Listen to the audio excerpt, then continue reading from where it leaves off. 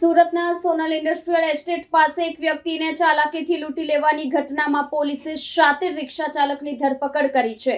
આ ઘટનામાં એક શખ્સના 40,000 રૂપિયા ખિસ્સામાંથી કાઢી લીધા હતા. ઉધના પોલીસે સીસીટીવી ફૂટેજની મદદથી ગણતરીના કલાકોમાં આરોપીને ઝડપી પાડ્યો છે. ઉધના વિસ્તારમાં ગેસ બાટલા સપ્લાયનું કામ કરતા સંતોષ દગડુ મરાઠે પાસેથી અજાણી મહિલા અને રિક્ષા ચાલક સાથીએ મળીને રૂપિયા 40,000 રોકડા લૂંટી ભાગી જવાના બનાવે ચકચાર મચાવે છે. ઘટના સીસીટીવીમાં કેદ થઈ ગઈ છે. તારીખ 23 ઓક્ટોબર 2025ના રોજ સંતોષ આશાપુરી વિસ્તારમાં ઉઘરાણી માટે જતા હતા ત્યારે મહિલા અને પુરુષે તેમને અંસુરીને હુમલો કર્યો હતો. સાઈનાથ મંડપ નજીક બંનેએ સંતોષ સાથે ઝપાઝપી કરી ખિસ્સામાંથી રૂપિયા છીનવી લીધા અને રિક્ષામાં બેસી ફરાર થઈ ગયા. ફરિયાદ બાદ ઉધના પોલીસે ટેકનિકલ સર્વેલન્સના આધારે રિક્ષા ચાલક હુસૈન ભીકન શેખને ઝડપી લીધો છે, જ્યારે મહિલા સહ આરોપી હજુ ફરાર છે.